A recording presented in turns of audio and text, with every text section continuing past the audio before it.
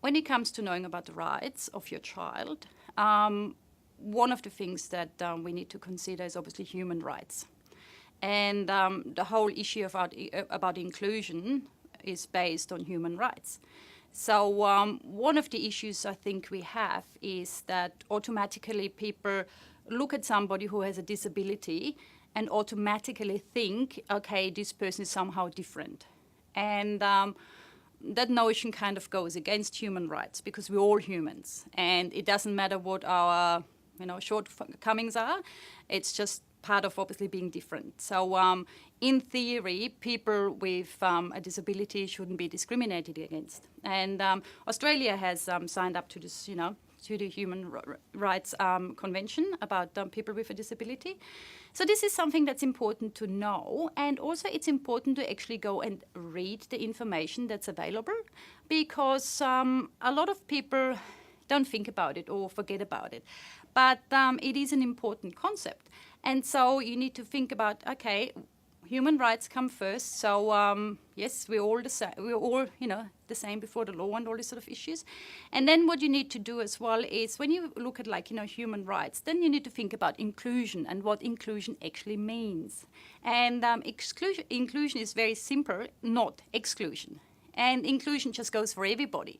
So it doesn't matter whether it's, people who come from a different sort of, background, people who have different religious beliefs, people who have allergies, people who have God knows what. I mean, there's so many different things out there. So this is really important to know. So I would encourage people to actually have a look at that and go okay, this is actually what the rights are of people with a disability, because sometimes we're being told things that aren't necessarily correct. And unless you know about that, it's kind of difficult to do something. So when it comes to schooling and understanding what your rights are, it's just a different attitude you then can adopt. Because if you know what your child's rights are, if you understand what there's a Discrimination Act. There is lots of information about at the Department of Education. There is new reports coming out about every student, every school. There's a lot of support for mainstream, but I think you also have to understand that when it comes to the Department of Education, there is obviously policies that come from the top and that's starting to filter down. So when you go to your local school, they might not know everything about it yet. So you might not know everything, they don't know everything. But if you've done a little bit of homework and you know your stuff and you go into the first meeting with that school and talk to them and you know that they can't just turn you away and they can't just say to you, oh, look, we would love to have your child, but there's a special school down the road.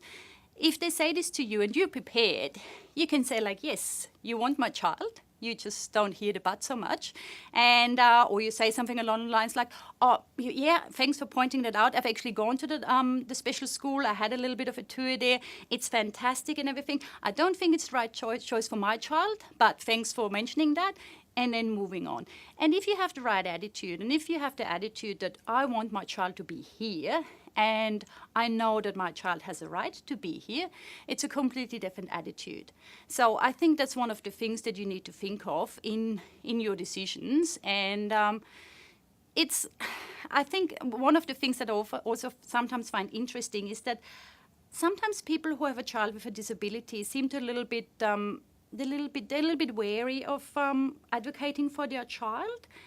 And I sit there and think I wonder why that is, because I know so many other parents who don't have any problem with advocating for their children, and it could be issues about oh, my child is the first one not to have received their Student of the Week award yet, or there's parents who are very, advocating for their children because they're gifted and talented. Parents are advocating for their children all the time. This is just something that we do as parents. And if you are a parent and you have a child with a disability, of course you're going to advocate for them. And there's nothing wrong with that, absolutely not. So just because some parents are being told early on that because their child has a disability, they need special things or something, it's well, yes, special is maybe okay to a certain extent, but special doesn't mean segregation. Special doesn't necessarily also immediately mean this child needs a little bit of extra support or something. Doesn't mean they need to go into a support unit. So there's lots of different ways of how this can be facilitated. And as I said, if you go and look up the Every Student, Every School report that the New South Wales government has put out, there's a lot of information there where it's actually schools want to support children more now. And, we just need to take advantage of that.